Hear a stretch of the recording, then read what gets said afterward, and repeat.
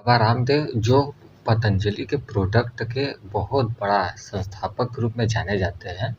पतंजलि के प्रोडक्ट में उनका बहुत बड़ा योगदान है और जो योग गुरु के नाम से हमारे ऑल इंडिया में फेमस है।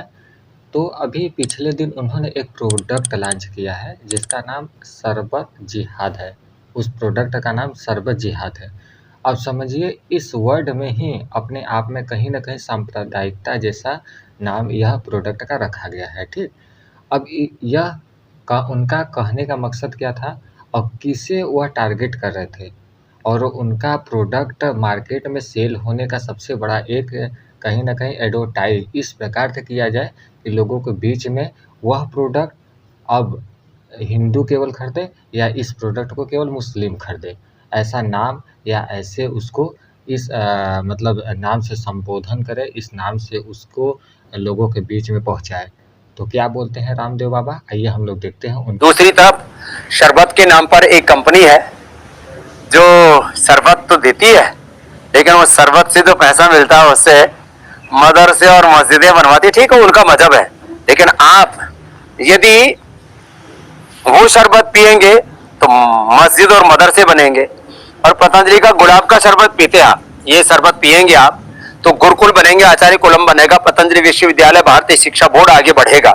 इसलिए मैं कहता हूं ये शरबत जिहाद भी, जैसे लव जिहाद, वोट जिहाद चल रहा है ना, ऐसे शरबत जिहाद भी चल रहा है। तो लो, आपको इस शरबत जिहाद से बचाना है तो सब तक ये शरबत में जो रामदेव है उन्होंने सीधे एक कंपनी को टारगेट किया है, लेकिन उस कंपनी को टारगेट आप उस कंपनी से कंप्रोमाइज़ और कंपटीशन कर सकते हैं। मतलब कि उससे बेटर कैसे प्रोडक्ट बनाया जाए ताकि उससे हम आगे निकलें, ना कि उसको बदनाम कर सकते हैं। उसको नहीं, कंपनी को बदनाम करना एक अलग बात है, लेकिन उस कंपनी को बनाने वाले जिस कम्युनिटी से वो आते हैं, उस कम्युनिटी को बदनाम करना यह कहीं न कहीं निंदनीय बात है और कहीं न कहीं यह सही बात नहीं है। जिस प्रकार से इतने बड़ा ऑल इंडिया के योग गुरु के नाम से वह जाने जाते हैं कि ऐसी बात उनके उनके ऊपर शोभा नहीं देता। तो उन्होंने रूअफ़ज़ा जैसे कंपनी को टारगेट किया है। तो रूअफ़ज़ा जो कंपनी बनाती है वह कब आई, किसने बनाई और कहाँ-कहाँ पर इसका चलता है, हम लोग थोड़ा-सा उसके बारे में जान लेते हैं, ठीक? देखिए, रूअफ़ज़ा के बारे में हम लोग थोड़ा-सा बताते हैं कि रूअफ़ज़ा मूल रूप से एक यूनानी हकीम के द्वारा गर्मी से राहत पहुँचाने के लिए हर्बल मिश्रण के रूप में बनाया गया था। हालाँकि यह भारत और पाकिस्तान में मुख्य पेयजल बन गया। मतलब इसको जैसे दिल्ली शहर में यह स्टार्ट हुआ था।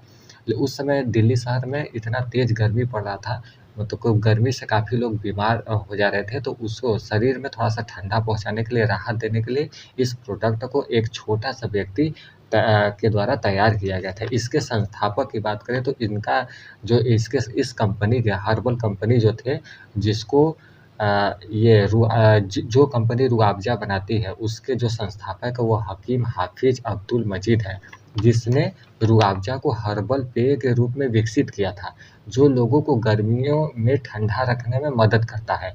तो आप लोगों को बता दिए इसलिए यह बनाया गया था। और हकीम अब्दुल मजीद की शिक्षा के बारे में हम लोग थोड़ा-सा जान लेते हैं।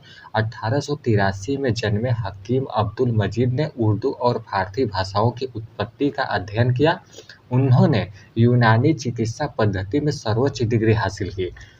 हकीम हाफ़िज़ अब्दुल मजीद का करियर हम लोग के बात कर लेते हैं कि वह कब से स्टार्ट उन्होंने किया। 1906 में अब्दुल मजीद ने दिल्ली के काजी हाउस में एक हर्बल शॉप खोलने का फैसला किया। 1920 में उनकी छोटी-सी दुकान एक प्रोडक्शन हाउस में बदल गई।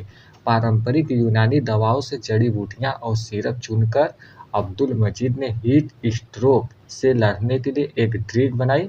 उन्होंने इसका नाम रूह अफ़ज़ा रखा, जिसका उर्दू में मतलब है कुछ ऐसा जो आत्मा को तरोताज़ा कर दे। उन्होंने रूह अफ़ज़ा का उर्दू में मतलब बताया था कि ऐसा जो आत्मा को तरोताज़ा कर दे, ठीक?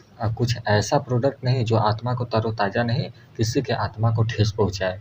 तो ऐसा शरबत हम लोगों को नहीं ज़रूरत है, हमारे हिंदुस्तान वासियों को नहीं ज़रूरत है, ठीक?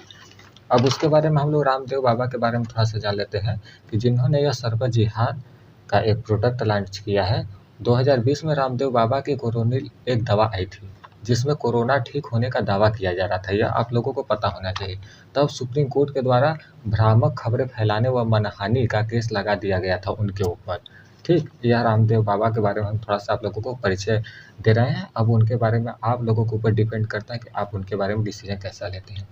रामदेव बाबा ने पुत्रजीवित दवा लाया था। उसमें यह कहा जा रहा था कि इसके सेवन से पुत्र पैदा होगा, ठीक? बाद में उन्होंने माफ़ी माँगी कि इसके सेवन से पुत्र नहीं पैदा होगा, जबकि प्रजनन क्षमता में वृद्धि होगा। इस प्रकार से यह इनका दावा किया जा रहा था, फिर बाद में माफ़ी माँग करके उसमें नए-नए करेक्शन किया जा रहा था। तो यह रामदेव बाबा के बारे में परिचय है और यह आप लोगों को पिछला बता दिए कि रूह अफ़ज़ा बनाने वाली कंपनी के बारे में कि कहाँ से स्टार्ट किए थे, कब यहाँ पे लॉन्च हुआ। हमारे दिल्ली शहर से यह इसका शुरुआत हुआ, 1906 में शुरुआत हुआ, लोगों को बीच में पहुँचा और डायरेक्ट टारगेट उसी पर रामदेव बाबा के द्वारा किया गया। और डायरेक्ट यह भी उनके द्वारा वीडियो में आप लोग सुने होंगे कि कैसी अभद्र मानसिकता रखने वाली सोच उनकी है, कैसे वह टिप्पू सोशल मीडिया पे आकर के खुलेआम बोल देते हैं। तो उनसे रिक्वेस्ट है कि ऐसा ना बोले, लोगों के बीच में नफ़रत का कहीं न कहीं बीज बोया जा रहा है। तो आई होप आप लोगों को समझ में आया होगा। ऐसे ही इंटरेस्टिंग वीडियो के लिए चैनल को सब्सक्राइब करें। मिलते हैं नेक्स्ट वीडियो में। अस्सलाम वालेकुम, खुदा हाफ़िज़, अल्लाह हाफ़िज़, दुआओं में याद रखना।